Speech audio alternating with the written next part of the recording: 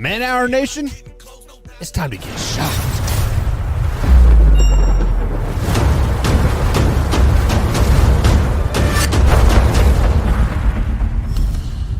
And what is up, Man Hour Nation? Michael Buckheischer here with the Man Hour. Obviously, you can find me on Twitter at the old Man Hour _Buck on the old tweeter machine. So tweet at me, tweet, all that good stuff.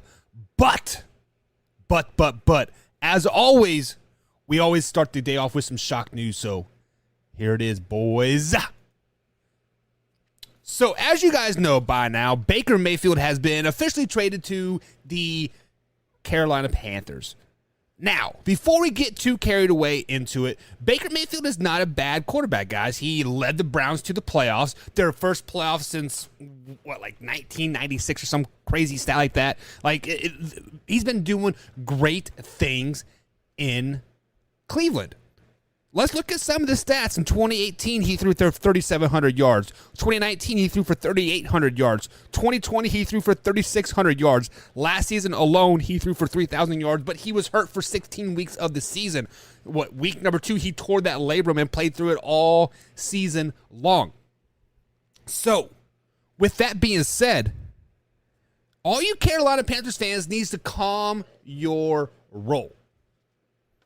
Carolina Panthers literally stole Baker Mayfield from the Cleveland Browns.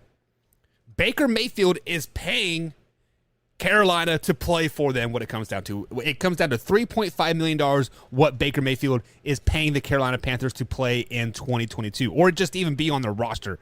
Not even to play, just to be on the roster. Take that into perspective. Wrap it around your brain and do that. Now, the reason why I'm telling you Carolina Panthers to slow your roll, I know you guys are excited. I know. I think Baker Mayfield is a playoff winning quarterback. He is going to do great things when he gets an opportunity to start in the NFL. But my man Tyler Heineke said it best.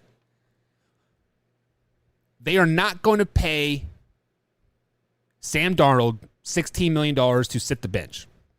They are not going to pay Baker Mayfield $2 million to start over a $17 million quarterback. It's just not going to work. Sam Darnold is the starter in Carolina. Now, if he messes up throughout the season, starts playing bad Sam Darnold like we did in the Jets a couple seasons ago, yes, Baker Mayfield is there. So Carolina, you guys got a very valuable backup quarterback in Baker Mayfield. But that is what you got. You got a backup. He's not going to start, sadly. I think he should start. He's better than Sam Darnold. He will lead the Carolina Panthers to a playoff berth. I see it, but he's not.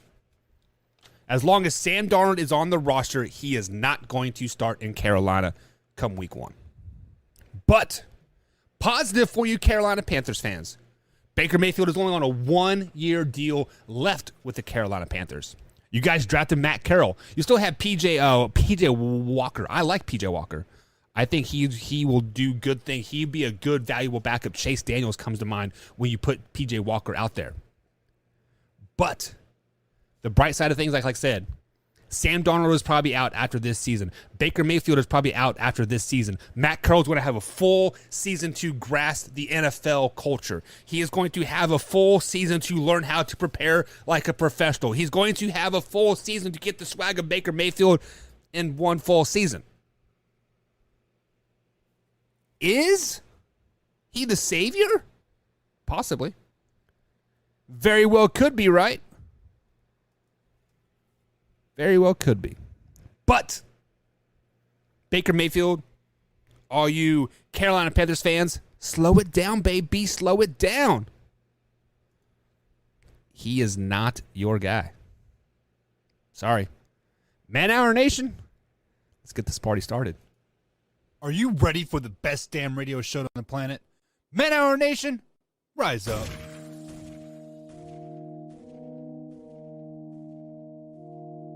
You don't want to be every time, no.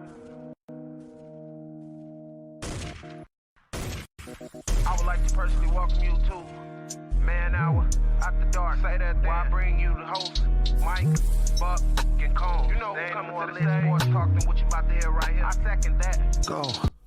You know that it's us when we talking about sports. Giving you facts on the field to the court. Tune in, we need the support. 1 hour too short, then listen some more. On all your stations, not dropping no music. Stripes like Adidas, but Nike just do it. Down 4 in the 4th, we go for the win. Michael 2 seconds, we taking it in. Buck, Mike, and Combs, you know what's going on. Man, now we're out the dark, no LA, we the big spark. No 4th and inches won't cut you short. Got the best talking, it's all sports. Buzzing more than buzzer beaters. We coming live all through your speakers, go.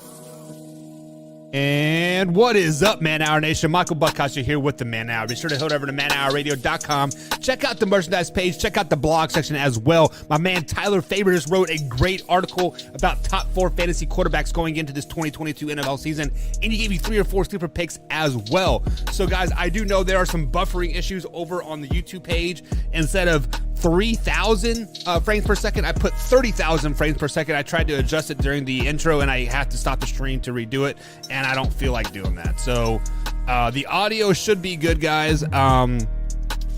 Yeah, so if there's big latency issue, guys, just let me know. We'll figure it out. And unfortunately, I'm just going to have to stop it. I'm going to have to stop it and restart it again.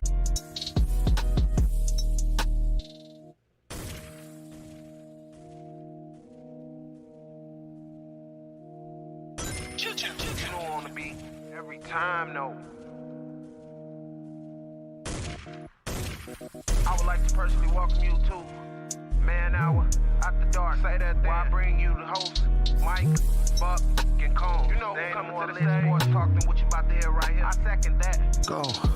You know that it's us when we talking about sports. Giving you facts on the field to the court. Tune in, we need the support. 1 hour too short, then listen some more. On all your stations, not dropping no music. Stripes like Adidas, but Nike just do it. Down 4 in the 4th, we go for the win. Michael 2 seconds, we taking it in. Buck, Mike, and Combs, you know what's going on.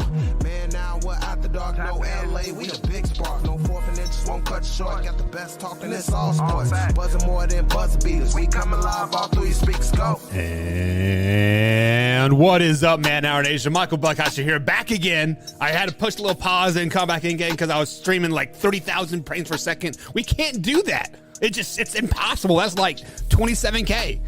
Who has a 27K TV? It was buffering, it was being bad. So bada bing, bada boom. I paused the stream, reset it, bada bing, bada boom. We are back, baby. So head over to manhourradio.com. Check out the blog section. As I was saying, my man Tyler Faber just dropped a great article about top 4 fantasy quarterbacks going into the 2022 NFL season. Gave you 3 or 4 sleeper picks as well. So Tyler's doing great things over there on the blog section. Go, so guys, check him out. That blog is taking off. Excuse me, I had a burp. So guys, I just told you that the Carolina Panthers fans need to slow their roll about the excitement of Baker Mayfield. Yes, I do like the pickup, but sadly he's not going to be a starter. So if you guys have missed it, rewind it again and watch that again. My man One Pride 40 jumps in the chat here, and he says it appears the Browns might be go on into a fire sale mode, made a mistake for trading for Watson. So I disagree with that, One Pride 40. So I think the Browns knew all along that Deshaun Watson was not going to be available for the 2022 NFL season. I mean, hell, you have like 37 accusations of sexual misconduct. So even if you were found innocent, it is still detrimental to the league in the end. And we've seen it where they just take these opportunities to basically suspend people that are, just getting slapped on the wrist in the criminal justice system just to straighten them out a little bit. So the Browns probably knew Deshaun Watson was going to be out the whole time. Excuse me. And that's why they picked up Jacoby Brissett. I think Jacoby Brissett is a valuable option as a quarterback. If you flash back to just a couple years ago when he was the starting quarterback for these Indianapolis Colts before they brought Carson Wentz in, I had them as a playoff-bound team. Now, obviously, Carson Wentz was supposed to catapult them to the Super Bowl, but Carson Wentz is just a failure as a human being and as an NFL quarterback when you can't even beat the Miami Dolphins to send yourself to the team to the playoffs, which Jacoby Brissett was a backup for.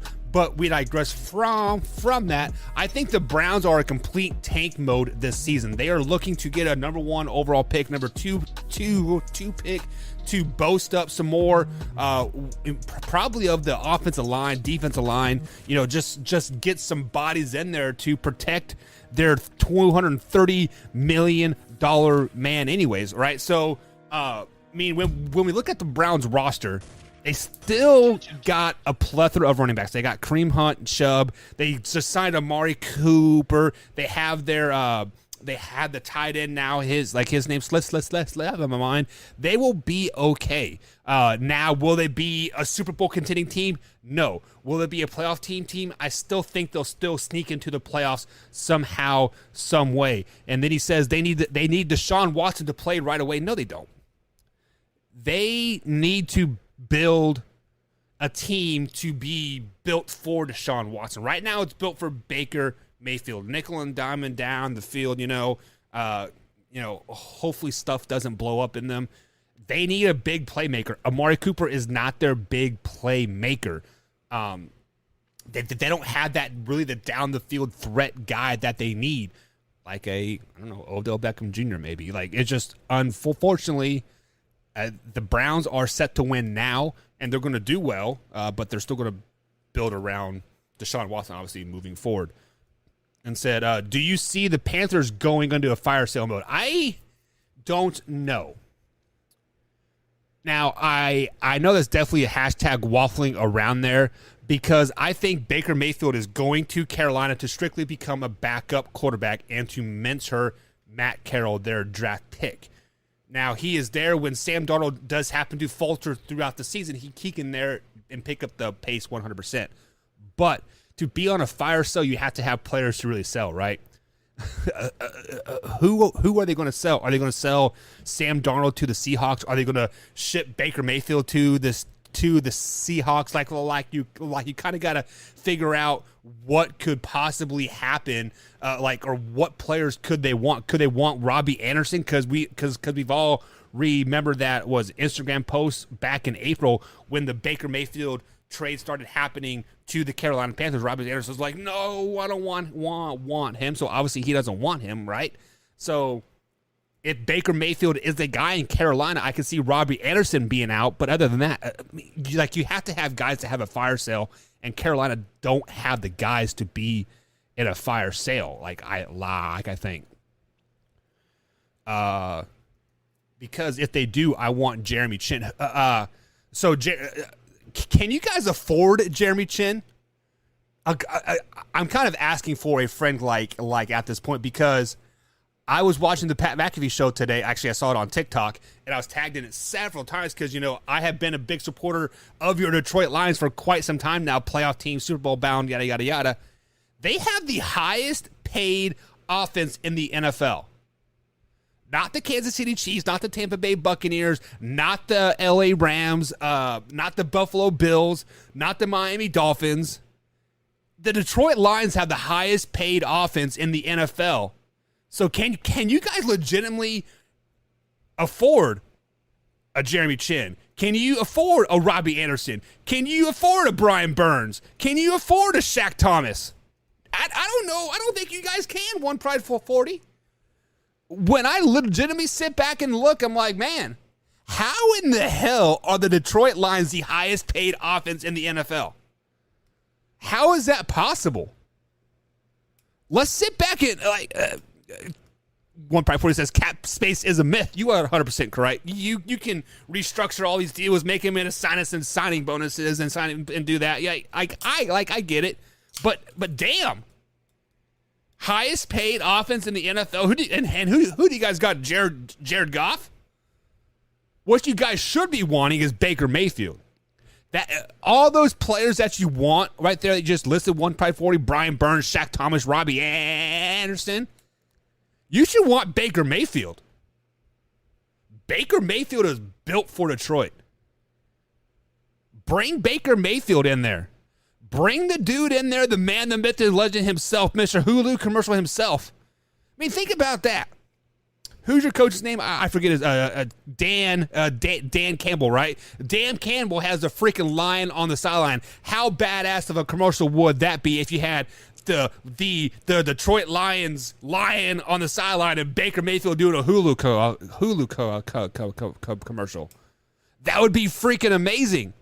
One Pride 40 says Jared Goff and Baker Mayfield are the same person. That's exactly right. So why pay $20 million for when a quarterback you can get for like $1 million? Hello? Baker Mayfield's going to have a freaking chip on his shoulder this season. If he gets an opportunity to start, look the freak out, man. MVP all the way. I see my man Drew in the chat. What's up, Drew? Howdy, boys, he says. It's just a boy tonight. It's just a dude. My man BC will be back about August time. He's got the kiddos for the rest of the month. You know, all 27 of them. He's flying out to, is it Vermont or New Hampshire? I can't remember for sure. He's flying, picking them up and driving them like them all back. It's all good. Drew says, I disagree, One Pride. I would take Baker Mayfield over Jared Goff any day of the week.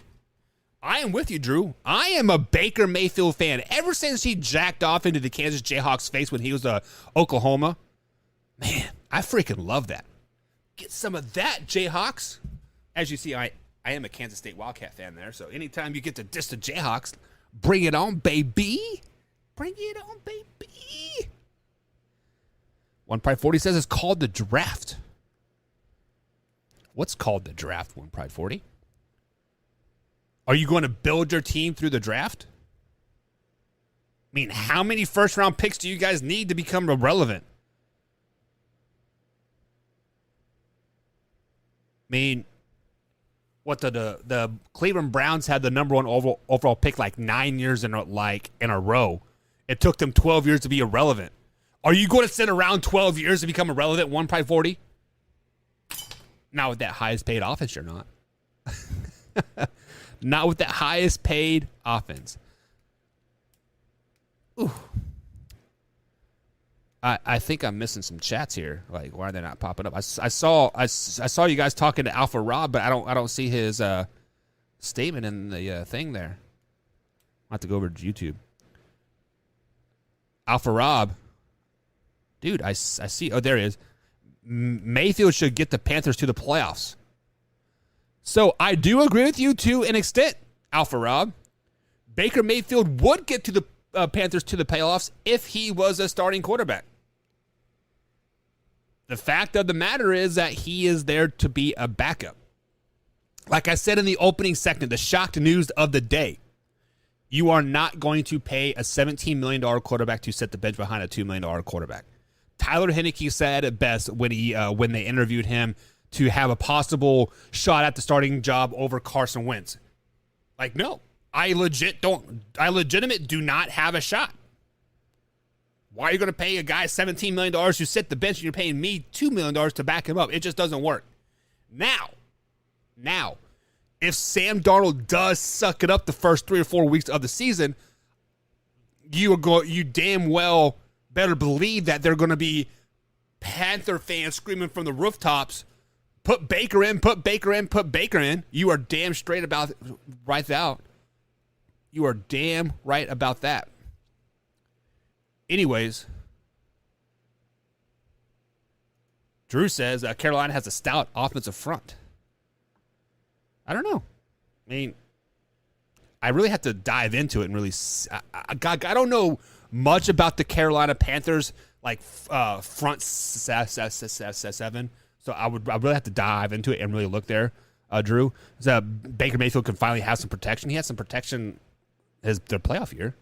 You know, I don't know what you're talking about that. One Pride 40 says it's just Goff and the O-line. LOL. Goff ain't going to be here long. He's still you guys still the highest paid offense in the NFL. One Pride 40. Still the highest paid offense in the NFL. Alpha Rob says Sam Darnold is starting. The guy don't have it. I think he meant to say he isn't starting. The guy doesn't have it. Well, hang on, Alpha Rob. Pause. Let's flash back to last season. Let's flash back to the first 6 games of the season. Carolina Panthers, if I'm not mistaken, started 4-1, 4-2, beating the Arizona Cardinals, beating some top tier teams. I got a cough again. Sorry, guys. And CMC was looking great. Sam Darnold was looking great. But then the injury started to add up again. CMC obviously got hurt like week 6 or week 7. And obviously the Carolina Panthers fell down after that. So to say that he doesn't have it, I think that is a myth. He cannot carry a team all by himself. No, he cannot do that. But with help, with Robbie Anderson performing, with CMC in the lineup, with the defense not sucking, he is a game-managing quarterback. Game-managing quarterback, yeah. Alpha Rob said they started 3-0 and then they just disappeared. Well, they disappeared because injuries caught up to them. When you have your offense based around CMC and then he falls off the face of the earth because he's stubbed his toe on a Lego, I mean, of course you're going to disappear. Now, would Baker Mayfield disappear? I don't know. Is Baker Mayfield the kind of quarterback like Tom Brady say, look, this is my offense, I'm going to lead the way? I don't think Baker Mayfield is that guy. You know, obviously, like, they're both game managing quarterbacks, like, in the end. That's just that kind of what it comes down to, I think.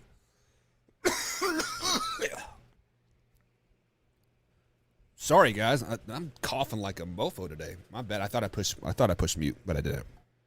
All right, guys. So it is that special time of night. It is time to get into the infamous way or no way. If you guys are new here, way or no way is exactly what it sounds like. We pull out a statement from the old Twitter machine at manhour_Buck, where you guys can follow us on manhour_sports on the old Twitter machine. And you can tweet at us or slide into those DMs and you can say, hey, is this a way or no way statement, Buck? And, you know, I give it to you guys live, raw, and uncut because that is what I do here. I'm not bogged down by no media personalities or whatever. Like, I am who I am. I say what I say when I want, how I want. Alpha Rob, I'll address your comment here a little bit. But the first way or no way of the season here, the way or way in the night, with Baker Mayfield being traded to the Carolina Panthers and Deshaun Watson likely to miss all 17 games in the 2022 NFL season, the Browns are now the worst team in the AFC. Way or no way? Wow, the worst team in the AFC? That's a bold statement there, Cotton. They're not even the worst team in their division. So I'm going to go with no way on this one because the worst team in the division is going to be the Ravens still. The Ravens are just not going to be good. You guys can talk up the Ravens all you want. You can talk to Lamar Jackson all you want. Oh, Lamar Jackson MVP. All right. Shut the fuck up. Lamar Jackson is trash. So they're not even going to be the worst team in their division. And when you look at the rest of the AFC, there are some bad teams in the AFC. There are some bad teams in the AFC. Let's look no further than the Jacksonville Jaguars. Let's look no further than the New York Jets. Sam Darnold himself played for the Jets. Alpha Rob said, I've seen enough of Sam Darnold and like the Jets to know that he is worse, right? Other bad AFC teams. Let's look at the Denver Broncos. The Denver Broncos are going to be a bad team. You can talk up Russell Wilson all you want. They're going to be a bad team. So the answer is no way. They are not the worst team in the AFC. They're not even the worst team in their division. So my man Drew asked, who is the backup behind Watson? It's Jacoby Brissett. So Jacoby Brissett is the backup, or actually the starting quarterback in Cleveland right now. The same Jacoby Brissett that backed up Tom Brady and won a couple Super Bowl rings. The same Jacoby that backed up Andrew Luck and then was thrown into the fire to become a starter in Indianapolis. The same Jacoby Brissett that backed up Tua in Miami last season. Jacoby Brissett will do fine. So Jacoby Brissett is not going to wow you in the stat category. He is not going to get you a lot of fantasy points. He is not going to lead you from 15 points down in the fourth quarter to come back to like win. But when you have running backs like Kareem Hunt and Nick Chubb, and then you have their tight end that they just paid. I forget his name, but he is a top 5 tight end in the league. And then you just signed Amari Cooper. You know, they are going to will you down physically and mentally, giving the ball off to Chubb, giving the ball off to Hunt, nickel and diming it to Amari Cooper. They will be fine. So they're definitely not the worst team at all. Not at all. The next way or no way of the day here is we're talking about quarterback controversy around the league. So why not bring up Jimmy G? With Baker Mayfield and Deshaun Watson now being out of Cleveland this season, Does a Jimmy G trade to Cleveland make sense? Wow. Way or no way, Jimmy G will end up in Cleveland. Wow. Wow. I have not thought about that whatsoever. I actually saw something right before the show here. I was on Instagram, I believe it was. And this was before the Baker Mayfield trade happened. And they're like, why don't you guys just trade Baker Mayfield for Jimmy G right across the board? 1-for-1. It helps the 49ers salary cap. And then it gives the Browns a valuable backup and trade bait for like down for down the road. So, I mean, obviously that was before for the trade. But now when you sit back and think about it, we just talked about Jacoby Brissett. Jacoby Brissett has been a valuable backup in the NFL for many, many years. Backed up Tom Brady, Andrew Luck, Tua, right? The list goes on and on and on. So why not back up a quarterback like Trey Lance? Why not mentor Trey Lance? Why not do a Jimmy G for Jacoby Brissett trade? Maybe you need a running back. Maybe you need some offensive line help. I mean, obviously the 49ers defense is A-okay. I'm not for sure where the 49ers flaws are because they got Deebo Samuel, they got George Kittle, they have Brandon Ayuk. So really, I think the only weakness would be running back. So would a Jimmy G for Jacoby Brissett plus like a third or fourth round pick be valuable? Yes, it makes sense. It makes sense. Jimmy G is a nickeling, diming, game managing quarterback. He is not going to win you a lot of games, or like from behind. Where like when I say he's not going to win you a lot of games, he's not going to bring you back and win a lot of games. I'm not going to wow you in the stat book. Same as Jacoby Brissett. So if you are in a win now mode, why not get Jimmy G? Why not make that playoff push? But the answer is no way. It's not going to happen because the Browns are in tank mode this season. They are looking for a top 5, top 10 pick this season. They don't care about making the playoffs. They don't care about being a 500 team. Kevin Stefanski is set in Cleveland. The general manager is set in Cleveland. They don't need to worry about winning this season because they know they got Deshaun Watson coming back in 2023. They know that they're going to have a top pick in the draft. So why bring a quarterback that could potentially lead you to the playoffs, if not the AFC Championship game? Because we know Jimmy G leads teams to the championship games. May not win them all the time, but he gets you there. And when you get to the championship game, you get the bottom 4th pick in the first round, and they don't want that. So no way Jimmy G for Jacoby Brissett is going to happen. As I would love that to happen. I think Jimmy G would be a great fit in Cleveland. I think he could give Deshaun Watson a run for the money at the starting job if it wasn't coming down to pay. But no, it's not going to happen. Not going to happen. Drew's like, no, I don't want Jimmy G in Cleveland. No way, no how. Then he says Brissett is a good fit. Jimmy G is not. So let me ask you guys this question. Don't you think Jacoby Brissett and Jimmy G are the same quarterback in the end? They both grew up behind Tom Brady. They both grew up with Bill Belichick. They both have that mindset of those two guys. Jacoby Brissett was successful in Indianapolis when he was thrown in as a starting job, 2 weeks before the start of the season. I think they missed the playoffs that year, but the next year they made the playoffs. Jimmy G, when he's healthy, he leads them to the championship. So they are the same quarterback in the end. So why would Jacoby Brissett be a good fit, but not Jimmy G? Drew, is because of the money aspect?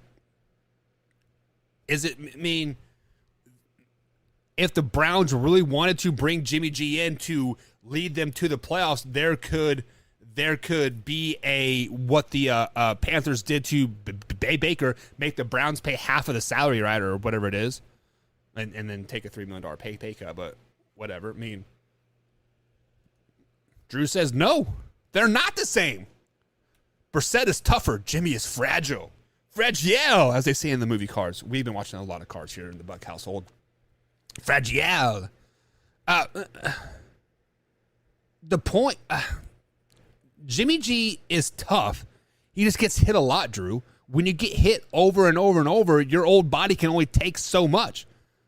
Hell, I'm 35, and I get out of bed wrong, and I'm sore for like a week. Like, and these guys only 27, 28 years old getting hit by a 300-pound lineman repeatedly 5, 6, 7 times a game. I mean, hell, I want to be a little fragile.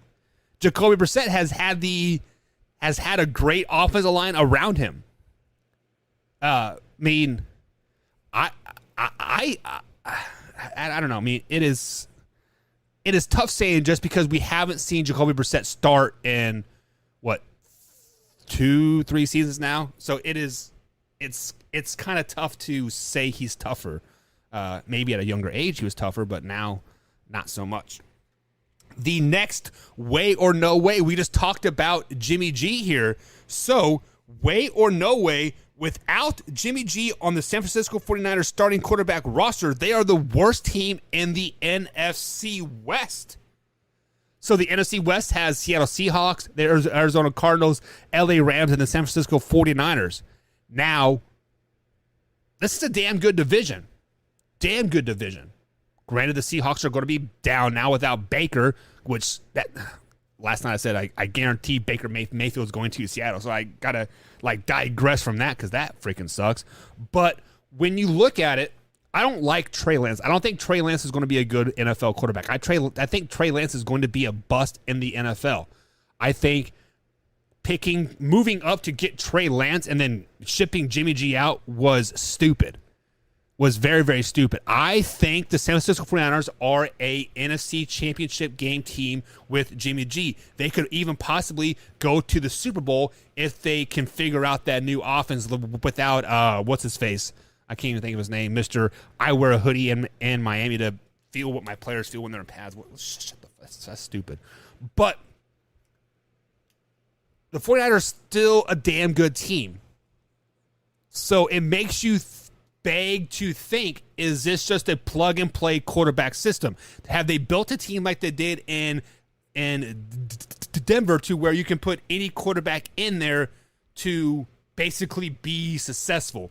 What have the 49ers done over the last couple of years to be successful? They ran the ball a lot, and they nickeled and dimed you down the field, and they won on the defensive side of the ball. Without Jimmy G in there, what are they going to do? They're going to run the ball a lot and beat you on the defensive side of the ball. Now, can they nickel and dime it with Trey Lance? That is the question. That has become and to beg to differ, to be the worst team in the NFC West, that means you got to be worse than Drew Lock. That means you got to be worse than Geno Smith, two guys that haven't had very much success in the NFL. And the Seattle Seahawks are a bad team. Yes, they got DK Metcalf. Yes, they got Tyler Lockett, yada, yada, yada. But I'm going to go with no way. I'm going to go with no way on this, that even if Trey Lance is a starter in San Francisco 49ers, still not the worst team in the NFC West. And it's not going to be the Seattle Seahawks either. The Arizona Cardinals are the worst team in the NFC West. The Arizona Cardinals are a bad team. Without D-Hop for 6-7 games this season, without Chandler Jones this season now, they're not going to be a very good team. Kyler Murray is on his last year in Arizona. And let's just be honest. Cliff Kingsbury cannot ever get the job done past November. Not in Oklahoma, not in his when he was the coach at, what was that, like USC or UCLA or whatever, right? He has never been able to win games and when it counted. We've shown that last year too. Arizona is just not a very good team. So Arizona is the worst team in the AFC West. Trey Lance and the 49ers are not. So no way on that one. Drew says way. Drew likes the answer way there, so he thinks way the 49ers are the worst team in the AFC or the NFC West without Jimmy G. I mean, we can definitely battle back and forth on that. I mean, like, there's no wrong answer because I like Jimmy G. I ain't going to front about it. Drew also said Geno is a decent quarterback. He proved that last season. He proved that last season when he was playing in mop-up duty when games didn't count, right, Drew? He proved that when he hasn't played a full 16-game season since his rookie season, right? So tell me what Geno Smith has proved to you in the league. What has Geno Smith shown you in the league that he can be a successful quarterback? I'll wait. I can go live for 24 hours. I can wait all freaking night, Drew. Geno Smith is not a good quarterback. The only reason why he is still on the Seattle Seahawks and listed as a starter because he was a backup for the last 4 seasons there. He has played, 3 games in 4 seasons or something like that and started 2 or it's something stupid. So when you come in for mop-up duty, you may look good. You may have put up some decent stats because you're playing against 4 stringers that are bagging groceries the next day. Like, come on, slow it down, baby. Come on, slow it down. Now, I did see Geno Smith carve up my Wildcats in college, yes. Cool. Who didn't carve up the Wildcats from 2009 to 2012? Who didn't? That's right, the Jayhawks did it, baby. The Jayhawks did it. Moving on. The next way or no way, as you guys know, Matt Ryan was traded from Atlanta to the Indianapolis Colts to, quote, revive his career, or AKA the Atlanta Falcons don't know what the hell they're doing. But way or no way, Matt Ryan will win an MVP this season with the Indianapolis Colts. Wow.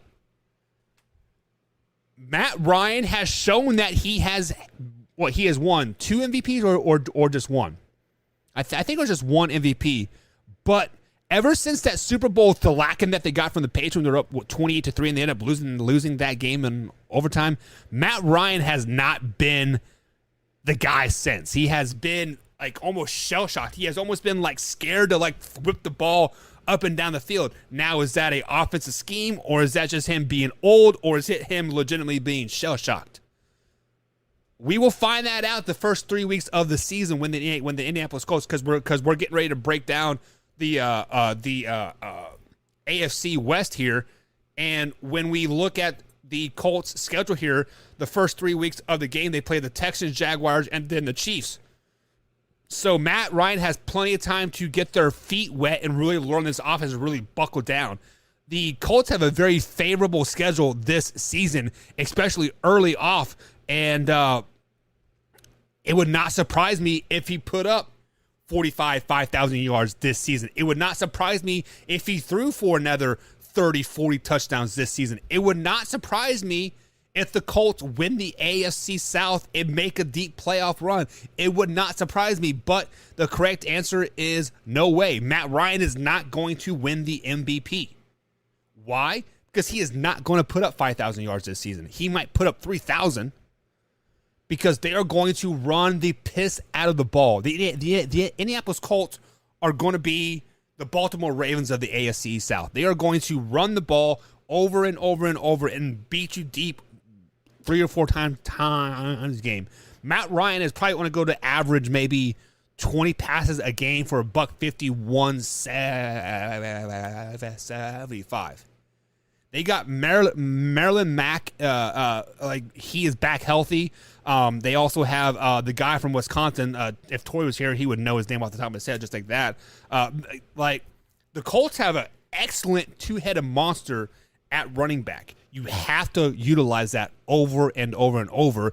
And when you utilize that, that takes stats away from somewhere else, and it's going to take stats from the passing yards. And this is a stat-driven league, and you have to be successful in that stat-driven league. You have to go 13-4, maybe 12-5. And I don't think the Colts will be that good as far as the 12 wins. But no way Matt Ryan is going to win the MVP this season. He is a great fit, just like what Drew said. Matt Ryan will be good in Indy. Yes, I do agree he will be good in Indy. He will win a lot of games in Indy.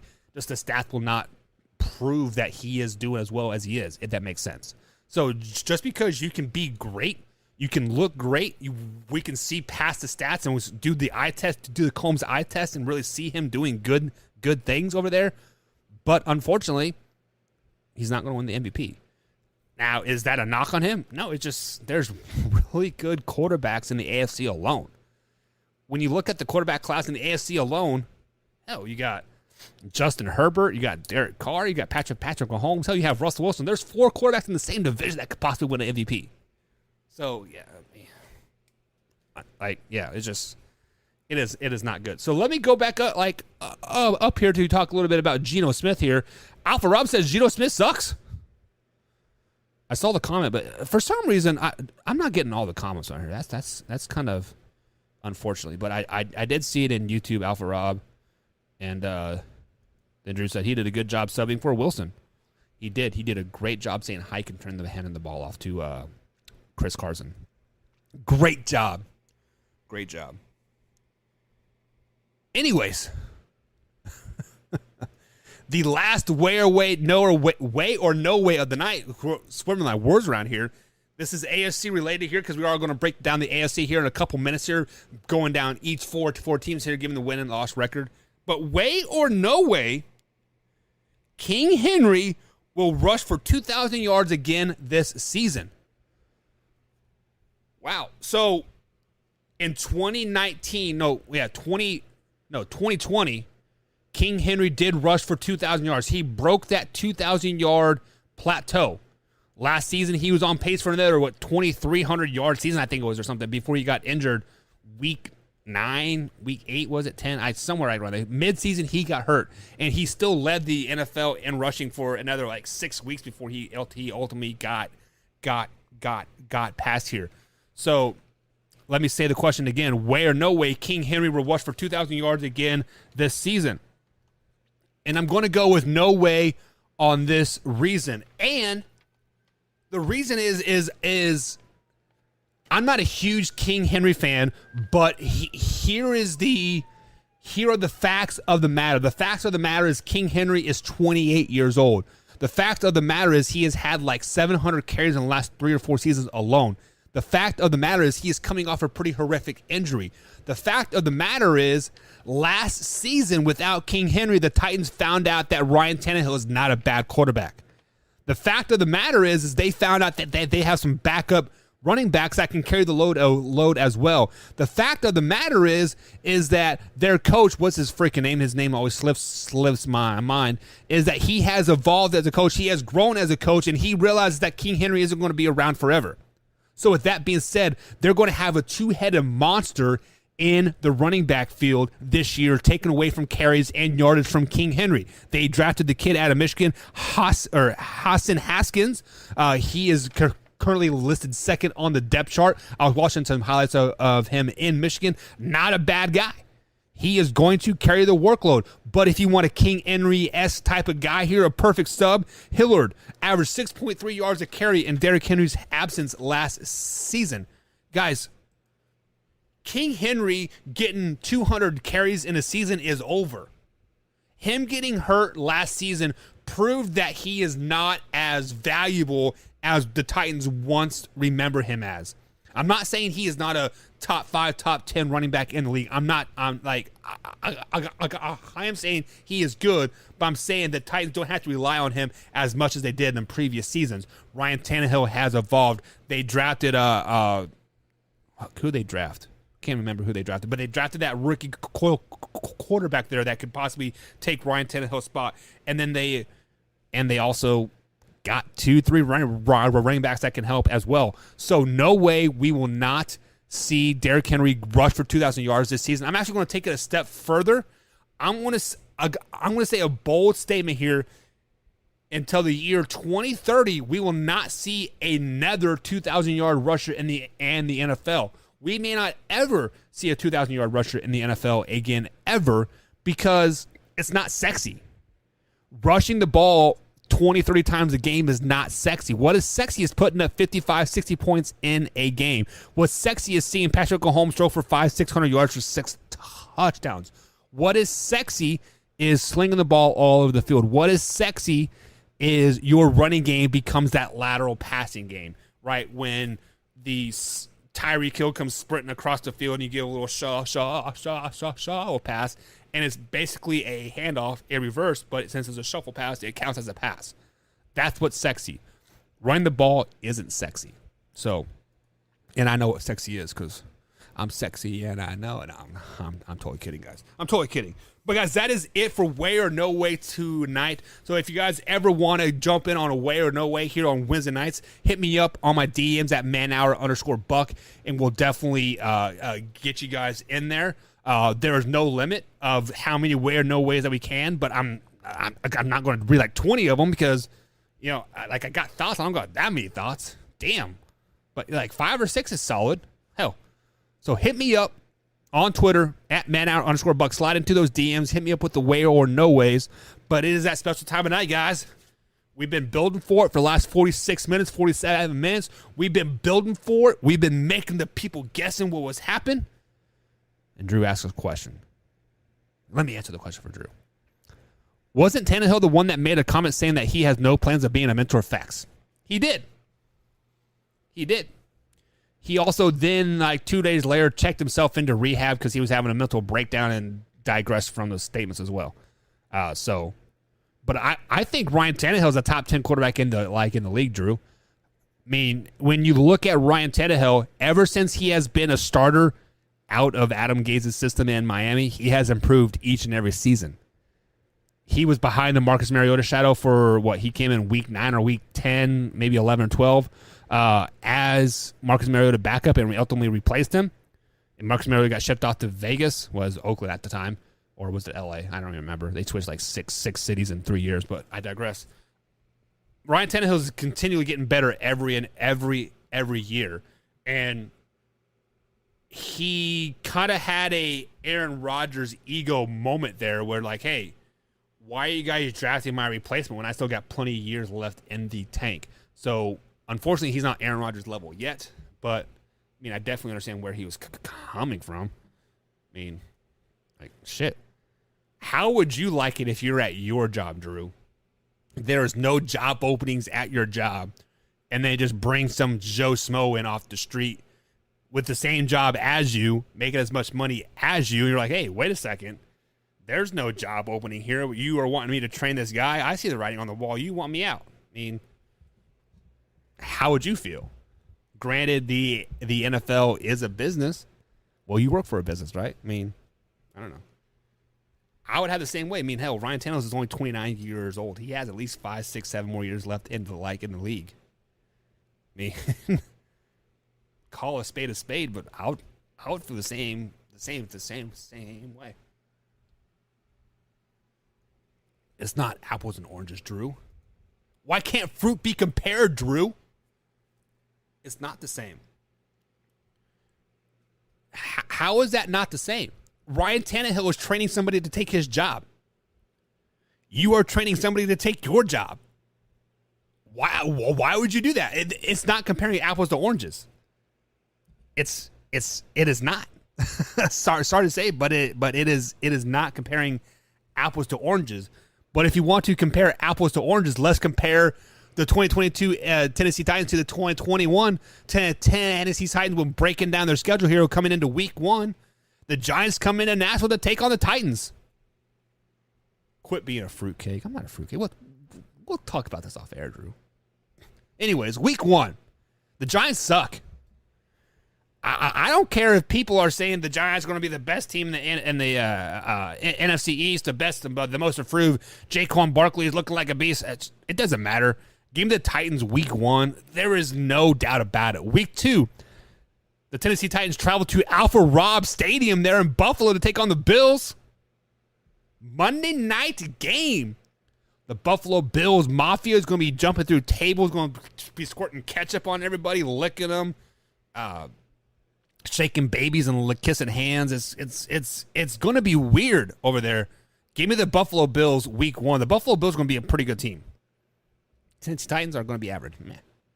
Week 3. Las Vegas Raiders coming to town to take on the Tennessee Titans. This game is intriguing to me because, like I said last night, are the Las Vegas Raiders going to be good the first half of the season or bad? Because we always know the first 8 weeks of the season are really good or really bad, and then they flip it around the second half of the season, right? I think they're going to be really good the first half of the season. Devontae Adams is going to be clicking with Derek Carr. Waller's going to be clicking. Who is their running back? They're going to be good. Give me the Raiders week 3 over the Titans. Week 4, division games. Titans traveled to Indianapolis to take on the Colts. These two teams always split every year, it seems like. The road team always seems to win, so give me the road team. Give me the Titans in week 4 over the Colts. Matt Ryan isn't ready for that running attack. Because Matt Ryan's playing linebacker that week, right? I mean, whatever. Week 5, Tennessee Titans travel to Arlington, Virginia.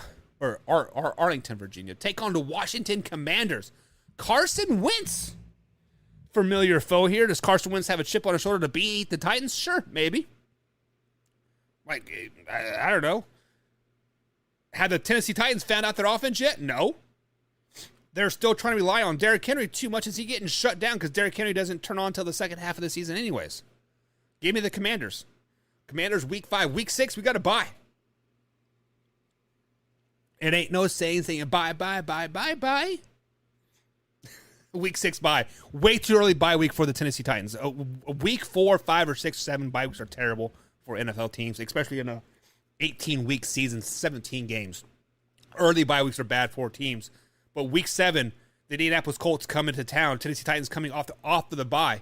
I like picking home teams, especially home teams coming off of a bye. I like it, and I like it a lot. But like I said earlier, the Colts and Titans always seem to split every year, and the road team seems to win. But let me renege on everything that I said. Give me the Titans on a home game coming off the bye week. Week 8, Tennessee Titans travel to Houston to take on the Texans. Davis Mills is going to be good, guys. I like Davis Mills. I think the Texans are going to be a sneaky good team. This is a team that you cannot sleep on whatsoever for, when we see teams that are like sneaky good, that are really, really good, they're just not going to like put it up in the win column. The Jets come to mind last season. The Jets were a solid team. They just can never put it on the other side of the, on the column there. I think the Houston Texans beat the Titans in that Week 8 matchup at Houston at what? NRG Stadium, whatever, right? Week number 9, Tennessee Titans travel to Arrowhead Stadium. Actually, is GEHA Stadium now, where the hell that is. It's Arrowhead, baby. Chiefs Nation, Chiefs Kingdom.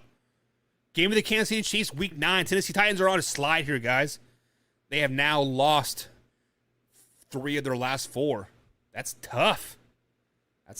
Week 10, Denver Broncos coming to town to take on the Tennessee Titans. Give me the Denver Broncos coming off a bye week.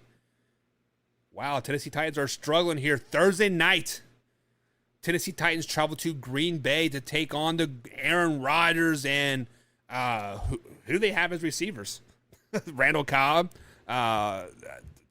Seriously, who do they have as receivers? It doesn't really matter. Thursday night game, short work week, road team, traveling like 1,000 miles. Give me Aaron Rodgers at home 100%. Man, I got the Titans losing 4 in a row right now. Is it 5 in a row? Week 12. Cincinnati Bengals coming to town. Playoff matchup again. Wild card game. Was it 16-13 in the wild card game? Bengals come back and kick a last-second field goal. Evan Money McPherson kick of the game-winning field goal. It's not going to happen this time. The Titans win, and the Titans win soundly this game. It's going to be a very defensive slugfest game. So give me the Titans. Week 13. Titans travel to Philly to take on an improved, very much improved Philadelphia Eagles team, but they're not that much improved. Give me the Titans. Week 13. Week 14, they win one more. They're on a winning streak. The Jacksonville Jaguars coming to town. A division foe. Can they do it? Yes, they can. They can beat the Jacksonville Jaguars at home, giving them 3 wins in a row before they travel to Los Angeles to take on the Chargers for Week 15. Give me the Chargers. Justin Herbert, that defense is – the Chargers are going to be a sneaky good – well, they're not going to be sneaky. The Chargers are going to be a good team. The Chargers are going to probably win the AFC West. As a Chiefs fan, that makes me puke coming out of my mouth. It's gross. Week 16, Houston Texans coming to town. Houston Texans have already beaten the Titans once this season. This is a Saturday game matchup. Why is everybody playing Saturday, Week 16? Like, what is that? Is that like New Year's Eve or something? I don't know. Excuse me. Sorry about that. Give me the Texans, Week 16. As I do think Davis Mills would be good. As my man Drew says, Mills is going to be a really good quarterback. He is going to be a really good placeholder quarterback till the Texans find their franchise quarterback. He's a good placeholder. And the Cowboys come into town to Nashville Thursday night game to take on the Titans. The Cowboys are a team not to F with. The Cowboys are a team not to F with. The Tennessee Titans are sitting at 7-8 right now. They need to win these last 2 games to have a winning season and make the playoffs. The Cowboys take them out of playoff competition by whooping that ass at home, giving us a Week 18 matchup when they take on the Jacksonville Jaguars. It doesn't mean much. The Jaguars win this last game, giving the Tennessee Titans a 7-10 record on the season. Yes, sir. You guys heard it here first. 7-10 for the Tennessee Titans. King Henry has found that cliff. 28-year-old running back. You times that by 7. He's 157 years old in running back years. King Henry is done. Tennessee Titans are done. Their magical run to the playoffs in the AFC Championship game a couple years ago, it was just a fluke. Let's just be honest. With that being said, Ryan Tannehill, top 10 quarterback himself, out by the end of the season. I forget the quarterback that they drafted, but he will be starting next year for sure. Ryan Tannehill will probably end up in Houston or Jets somewhere. He's not going to end up in the baby blue and red. Not going to happen. Ryan Tannehill is out at the end of the season. King Henry might play a couple, maybe one season after that. But guys, this is the beginning of the end of the Tennessee Titans as we know it. They're in complete rebuild mode after this season, after this 7-10. Are they last in the division? I don't know yet. I haven't picked the other games yet, so we will see. Drew, pop your comment on the screen here. Drew says, do you think Herbert is on the same path as Rivers with the Chargers? Always the bride, but never the groom. I think you mean always the bridesmaid, but never the bride. But yeah, the Chargers are a team that can never win the big game. Drew, you are a Chiefs guy. You are a older gentleman. Do you remember when the Chiefs and Broncos were going back and forth with John Elway and Elvis Gerbach and who else was the Chiefs quarterback like at that time? Was it Rich Gannon? I think he was a quarterback for a couple years there. But they were always battling back and forth, and they were basically beating each other down. Yes, the Broncos won back-to-back Super Bowls in 95 and 96 or 96 and 97, like whatever it was. But they were consistently beating each other down. Like after that, they would be 13-3 going into the playoffs, the first round exit, year after year after year for both of those teams.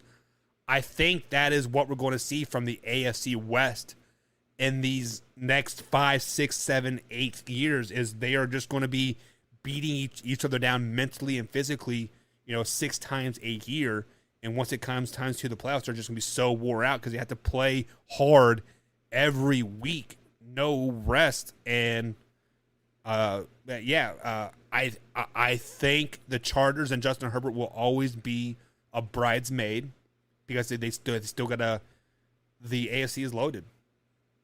You got the Colts, you got the Bengals, you got the Steelers, you got the Kansas City Chiefs. I mean, it's just the AFC is loaded. So any team that makes it is, they definitely have a chance, but the Chargers will never win a Super Bowl, especially when they're baby blue, that powder blue. I do like the powder blue jerseys, but it is what it is. Next up, guys, we do have the Jacksonville Jaguars here. The Jaguars, number 1 overall pick again, and they did not F up the draft this year, right? I don't know. I mean, proof is in the pudding later down the road, right? But week number 1, they traveled to Washington, the Commanders, to take on Carson Wentz. Give me the Commanders in week 1. Week 2, the Colts traveled to Jaguars to take on the Jags, or to Jacksonville to take on the Jags. Give me the Jags in week 2. I think Trevor Lawrence is going to be clicking early. I think Travis Etienne is going to be very, very hungry. They did do well in the draft. They picked up the $86 million man himself from Arizona. What the hell is his name? That number 25th ranked receiver that they paid top money for. Yeah, him. He'll do good early in the season. Speaking of Justin Herbert here, Drew, week 3, the Jaguars travel to LA to take on the Chargers. Give me the Chargers in that one. I don't think that was even close. That one's going to be ugly early. Week 4, the Jaguars travel to Jalen Hurts and the Philadelphia Eagles to take on a much improved Eagle team, like we said earlier. Give me the Eagles in this one. Then we have a real barn burner here. The cellar dwellers, that they like to say. The Houston Texans travel to Jacksonville to take on the Jags. This is going to be not a bottom dweller game. This is going to be a really good football game.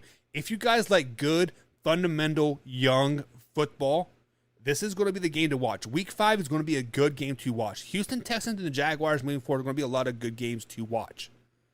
Game of the Jaguars in this Week 5 matchup. Houston they're going to battle.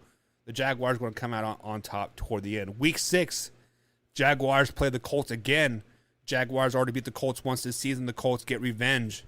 No chance. Week 7, Saquon Barkley and the Jaguars come into town.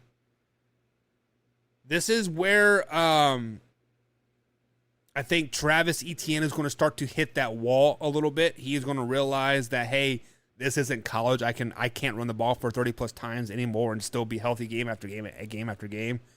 The Giants are going to win a few games that they probably shouldn't, and they're going to lose some games that they shouldn't. But they do beat the Jaguars in Week 7. Week 8, the Denver Broncos come into town. Give me the Jaguars in this one. It is very, very hard for a West Coast or a Mountain team to travel to the East Coast. I don't have the stats for Mountain time zone to East Coast, but from West Coast to East Coast, it's like 60% winning percentage. It's not very good. Or 60% losing percentage, I should say, not very good. Speaking of West Coast to East Coast, the Las Vegas Raiders come to Jacksonville. Give me the Jaguars. Go from that desert heat to the sunny heat in Florida, because it matters. Well, they're in a dome, so whatever, right? Jaguars win Week 9. Week 10, Jaguars come to Kansas City. Give me my Chiefs.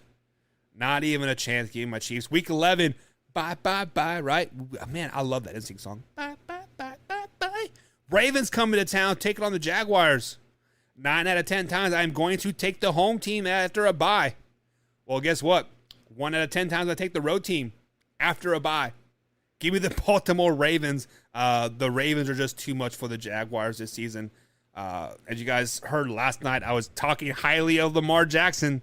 Lamar Jackson isn't going to have a very good game this game. They're going to win it on the ground, just not without Lamar Jackson. Week 13, we saw my man One Pride 40 in the chat earlier tonight. Jaguars travel to Detroit to Ford Field. I work for Ford. To take on the Detroit Lions. Did you guys know that the Detroit Lions have the highest paid offense in the NFL? Did you know that? More than the Rams, more than the Buccaneers, more than the Buffalo Bills, more than the Kansas City Chiefs, more than the Miami Dolphins. The highest paid offense doesn't get it done versus the Jaguars. Give me the Jaguars Week 13. The Lions are struggling, like at this point. Week 14, I do have the Titans beating the Jaguars. Week 15, the Cowboys come into Jacksonville to take on the Jaguars. Dak Prescott, Tony Pollard, Zeke Elliott, CeeDee Lamb. Too much for the Jacksonville Jaguars. Too much for them. Week 16, rematch of week number 1. Top 2 quarterbacks in that 2021 NFL draft, right? Pretty boy Trevor Lawrence taking on Zach Wilson. Thursday night game. Give me the Jets. It's going to be cold. Going to be nasty. Probably might be snowing. From Florida to New York, that just sucks. Give me the Jets. Week 17. As much as the Week 5 matchup was impressive, Week 17 matchup is going to be that much more impressive when the Jacksonville Jaguars travel to Houston to take on the Texans. This game's not going to matter, so they're going to be playing for heart and soul. They're going to be playing for contracts. Trevor Lawrence is going to be playing for that fifth-year option. Granted, he's only in second year, but he's going to be playing for that fifth-year option. Davis Mills is going to prove that he is the quarterback in Houston, even though he's just a placeholder. Give me Houston in this Sunday game, Week 17. Week 18, Titans coming to Jacksonville to take on the Jaguars. Give me the Jaguars in that one. Given the Jaguars a 6-11 record this season. Not terrible, right? Not terrible. Considering the Titans were 7-10. So, hey, positive. Titans won the division last year. You're only a game behind them. Making strides, making improvement. But on the flip side of the coin, the AFC South is probably going to be the worst division in football. They're terrible. We are talking about the NFC East least last couple seasons, how we've had losing teams make the playoffs. We just might have a losing team make the playoffs from the AFC South this season. Right now, we have 2 losing records: the the Jacksonville Jaguars at 6-11, and the Titans at 7-10. Will the Houston Texans follow suit? Will they follow that losing ways of the rest of the division? We'll find out right now. Week number 1, we do have the Colts beating the Texans. Week number 2, Houston Texans traveled to Denver to take on the Broncos. Give me the Broncos in this one.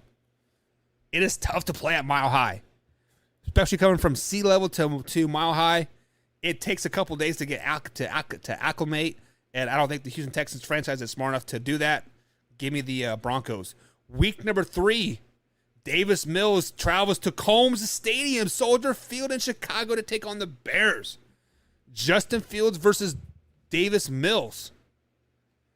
Arguably the best 2 quarterbacks out of that draft. Wasn't Davis Mills in that draft? I'm pretty sure he was.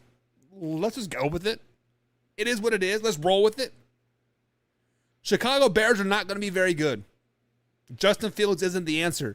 Eberflus, isn't that his name? Eberflus is not the answer as a coach. Poole, the black GM that they got from the Chiefs, isn't the answer. But they do beat the Houston Texans. Bears win week 3. Week number 4, the Chargers come into Houston. Chargers are just too freaking good. Week 5, we had the Jaguars beating the Houston Texans. Week 6, bye week. Way too early bye week for this young team. Way too early bye week for this young quarterback. Way too early. But coming off a bye week, they do travel to Vegas to take on the Raiders that are also coming off of a bye week. Give me the Raiders in this one. Week number 8, Titans taking on the Houston Texans. Texans flex on the Titans, baby. They flex on them. Ain't no shame in my game. Give it to me, baby. Week 9. Fly, Eagle, fly. Comes into hashtag We Are Texans. Eagles win. Jalen Hurts he's going to do okay. Rager and the rest of the wide receiver core is going to be pretty good this season. Houston Texans defense cannot handle a good passing game. That's why they lose this game. Week number 10. They traveled to New York to MetLife Stadium to take on the Saquon Barkley and the Giants. Danny Dimes coming off the bye week. Give me the Giants. Danny Dimes is going to be a man on the mission this year. Danny Dimes is playing for his future in New York this season. Saquon Barkley is playing for his future in New York this season. They're going to have to show out early and show out often. Give me the Giants in this one 100%. Week 11, the Commanders coming to town. Are the Commanders probably the best of the worst teams out there? Let's flash back to last season when they had Fitzmagic as slated to be their starting quarterback. He played for like four or five plays and he lost his leg. Torrey Anderson, many people had them going 13-4 last season. They got better with Carson Wentz. They got better in the draft. Scary Terry's getting better. Give me the Commanders in this Week 11 matchup. Week 12. Getting to our gnarly part of the season. This is going to get rough. Travel to Miami to take on the Dolphins coming off of a bye week. As I've been on record many times saying that the Dolphins are not going to be as good as people think they were going to be. No Super Bowl, no playoffs. Home team coming off a bye week. Come on. You guys know the routine. Give me the Dolphins. Week 13. Cleveland Browns coming to town to take on Houston Texans. Deshaun Watson, Baker Mayfield, Jacoby Brissett. I'm kidding. They're not even going to have any of those quarterbacks come this time. Jimmy G's going to be leading the way for the Cleveland Browns week 13. Give me the Houston Texans in this game. Cleveland's going to be struggling. They're going to be trying to pass the ball over the field when they're a running team. They're built to run. They're going to try to be passing the ball with Jacoby Brissett. It's going to be bad. Week 14, Battle of Texas. Travel up that interstate from Houston to Dallas to take on the Cowboys. Give me the Cowboys. Sorry. America's team still owns Texas. It doesn't matter. Week 15, my Kansas City Chiefs come into town. There's always those games when good, superior teams forget to show the F up. Kansas City Chiefs forget to show the F up in this game. Is going to hurt them in this season. Kansas City Chiefs have a shit schedule. It is terribly hard. They have to win these easy games, and they don't. They don't beat the Texans. It hurts. I'm wearing a Kansas City Chiefs hat right now. I got my Super Bowl MVP trophy right there. Chiefs lose week 5 to the Texans. Week 16, we do have the Titans beating the Texans. Week 17, we had the Texans beating the Jaguars. Gave us an week 18 matchup. Houston Texans taking on the Indianapolis Colts. Texans right now are sitting at a whopping, where they at? 4-12. 4-12. Last in the division. The Colts win this game, finishing the record 4-13. But this is going to be a solid 4-13. Now, just because you have a 4-13 record, people will say, "Oh, you suck." Yada yada. Look beyond the stats. Look beyond the win-loss record. Look how solid this team is going to play this season. I think they're going to be close in every game. It is going to be a one-possession game 10 out of the 18 games. Or 17 games. I'm sorry. If the ball bounces one way or the other earlier in the season, they get some momentum.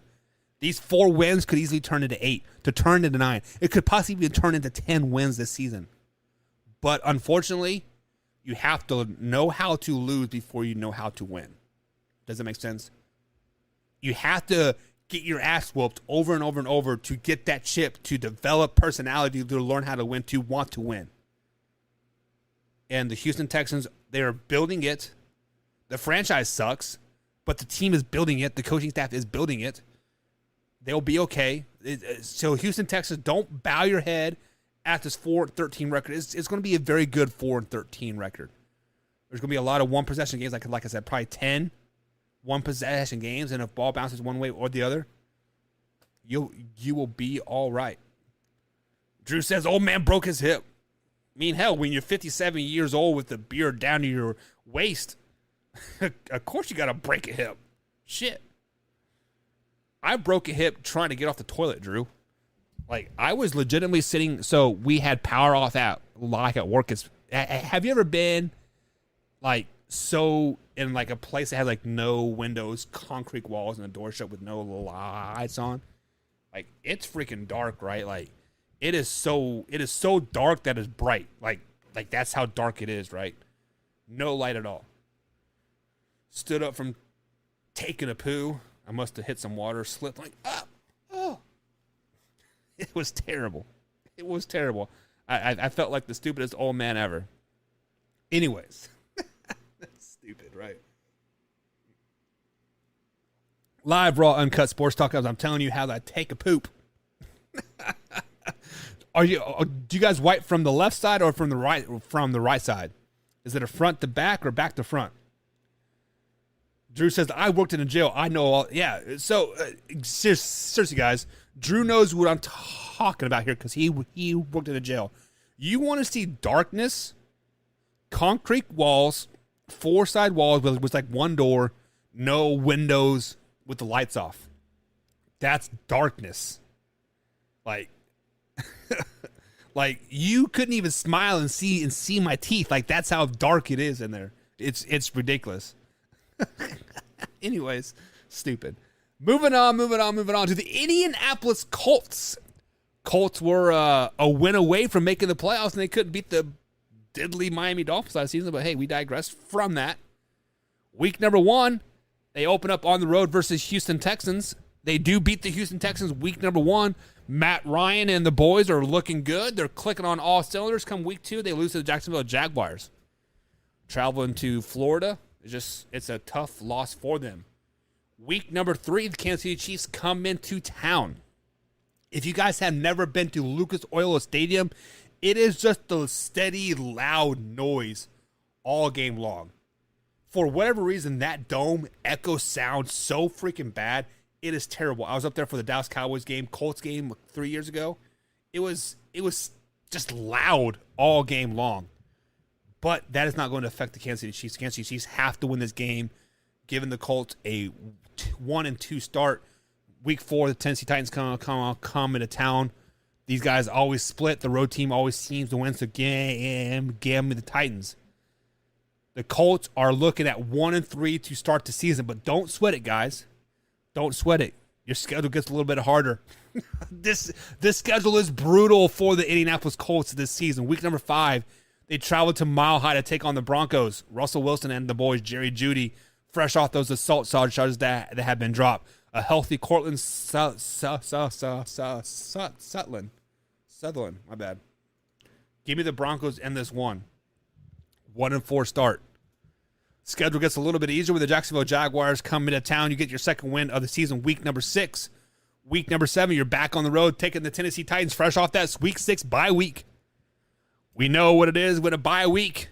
A bye week with the home game. The next day, give me the home team. Give me the Tennessee Titans in this one. Week number 8, the Commanders come into town. Carson Wentz battling his old team. He gets booed a lot in this game. He gets booed so bad he sprains both ankles and breaks a wrist. Colts win this game. Week number 9, Colts travel to Mac Jones, Foxborough Stadium to take on Bill Belichick and the Patriots. This is going to be a very intriguing game. Right now, they are sitting at 1, 2, 3 wins on the season. This is a very pivotal part of the season. Week number 9. This is a must-win game for the Indianapolis Colts. If they win this game, they're probably a playoff-bound team. If they lose this game, they're going to miss the playoffs again. They beat the Patriots. They go into Foxborough, and they whoop that ass. Patriots lay an egg in this game. Week 10, travel to Vegas to take on the Raiders. Week 10 is a very pivotal point for the Raiders. Good or bad at this point. Whatever they do in first 8 weeks of the season, flip-flopping for the second week. Colts win this game. Go into Las Vegas, Allegiant Stadium, whoop that ass. Week 11, Carson Wentz's former team, the Philadelphia Eagles, coming to town. Take on Matt Ryan and the Colts. At Lucas Oil Stadium. Give me the Colts. 4 wins in a row. That's a winning streak, baby. They won 5 of their last 6 at this point. Looking pretty good. Pretty good. But that's right, I said a great Pittsburgh Steelers team coming to town for Monday Night Football. Who is going to be the starting quarterback for the Pittsburgh Steelers? Only time will tell. Probably Mitchell Trubisky. Let's just be flat honest about it. Probably their best choice over Mason Rudolph and Chase or Kenny Pickett. Give me the Steelers in this one. A big upset at home. Monday Night Football. That crowd is going to be rocking the crowd. The crowd is going to be crazy, but unfortunately, it is not enough. Steelers win this game. Week 13, Colts travel to Dallas AT&T Stadium to take on the Cowboys. Like I said about that week, what was it? Scroll back up here. Week 9 game versus the Patriots. Week 13 game is another pivotal game. They've won 5 of their last 7 here for the Indianapolis Colts. They're clicking on all cylinders, but the Cowboys are just much too good for them. This could be a Super Bowl preview if the Colts make the playoffs. You heard it here first. But the Cowboys win this Week 13 matchup over the Indianapolis Colts. Zeke runs the ball like crazy, runs through that stingy Colts defense, and Cowboys are kind of flexing on the NFL. Here, Week 14 bye week, perfect bye week for them. Perfect time to get hot. 4 games left in the season to make a strong playoff push. And to start that playoff push, they travel to Minnesota to take on the Vikings. Guys, my man Chase Peterson over here at manhourradio.com wrote a great blog piece about the Minnesota Vikings offense. I have been sleeping on the Minnesota Vikings offense. I forgot how freaking good they are. They have 3 or 4 great Pro Bowl caliber players on that offensive side of the ball, not counting the plethora of offensive linemen that they have. Colts are coming off of a bye week, though. I do like teams off of a bye week. Frank Wright is historically 80% winning percentage off of a bye week. Matt Ryan is historically 75% winning percentage off of a bye week. However, the Vikings are kind of on a mission. Give me the Vikings in this game. Week 16. Speaking of Phillip Rivers, he used to be the quarterback of the Indianapolis Colts. He's retired. But he was also the quarterback for the San Diego Chargers, now Los Angeles Chargers, as they come into town to take on the Indianapolis Colts. Monday Night Football, the second Monday Night football game here in a month. That's crazy. Give me the Colts in this Week 16 matchup. The Colts are battling for their playoff lives right now. Week 18, we obviously have them beating the Houston Texans. The Week 17 game here versus the Giants. Right now, they are 8-8. 8-8, traveling to New York MetLife Stadium to take on the Giants. This is literally a playoff game for the Indianapolis Colts Week 17. They win this game, they are in the playoffs. They win the division. They lose this game, they're probably out of the playoffs and not winning the division. So with that being said, I do have the Giants winning this Week 17 matchup. Of course, we have the Colts beating the Texans Week 18, giving the Colts a 8-9 record on the season. But, Colts fans, don't get upset about that. That is enough to win the division. That is enough to get you into the playoffs. 8-9 wins the AFC South this season. The AFC South sucks. They're terrible. They get in an 8-9 record as a 4 seed. They do host a home playoff game. And, hey, don't let them in, baby. You let a hungry team into the playoffs like the Indianapolis Colts at 8-9. Good things are going to happen. Alrighty, guys. So that is my AFC South breakdown here. I do have the Colts win division at 8-9, 3-3 division record. The Titans getting second in division at 7-10, 4-2 division record. Jacksonville Jaguars coming at third at 6-11, 3-3 division record. Houston Texans 4-13 with a 2-4 division record. So, as you guys know, I think the South is going to be down this year. I think the South is going to be the worst division in football. Colts win the division, 8-9, getting the 4 seed, hosting a home game. Then we get to hear all the people saying, "Oh, we should just do away with the divisions and let the top 14 teams in again." Like, and then they want to realign all it. We're going to hear all that talk again. It's stupid, but hey, whatever. Guys, I am at @manhour_buck on the old Twitter machine. Michael Buckeish, live, raw, uncut sports talk right here on Man Hour. Excuse me. My apologies, boys. I've had some bad gas today. I had sushi for lunch. Had some raunchy sushi shits. It's been amazing. But guys, live, raw, uncut sports talk. Be back tomorrow, 8 p.m. East Coast time, right here on YouTube.com/Man Hour. What division are we breaking down tomorrow? We breaking down the NFC South and the AFC South. So, you guys want to travel to the East or to the West tomorrow? We're doing NFC, so we got NFC East, Cowboys, Giants, Eagles, Commanders, or we can go NFC West. The shitty-ass Cardinals, the shitty-ass Seahawks, 49ers, and like Rams. I'll leave it up to you guys here. Let it go. Drew, tell me, left or right? You want to go to the East or to the West, my man? To the left, to the right, to the right. Which one do you want to do, man? Drew, tell me. Thank you, Drew. I try to make you guys smile, have a good show. Drew wants to go to the West. He wants to talk about those shitty Arizona Cardinals. That's what we're going to do tomorrow, guys. NFC West breakdown tomorrow. We got What Does tomorrow. The infamous What Does. You guys don't know What Does. You're going to in for a treat. I've been building them up for 2 months, baby. They're going to be good. Maybe not as good as Black Bag Walmart special, but hey, it is what it is, guys. Have a good night, guys. See you tomorrow. 8 p.m. East Coast time right here on youtube.com/Man Hour.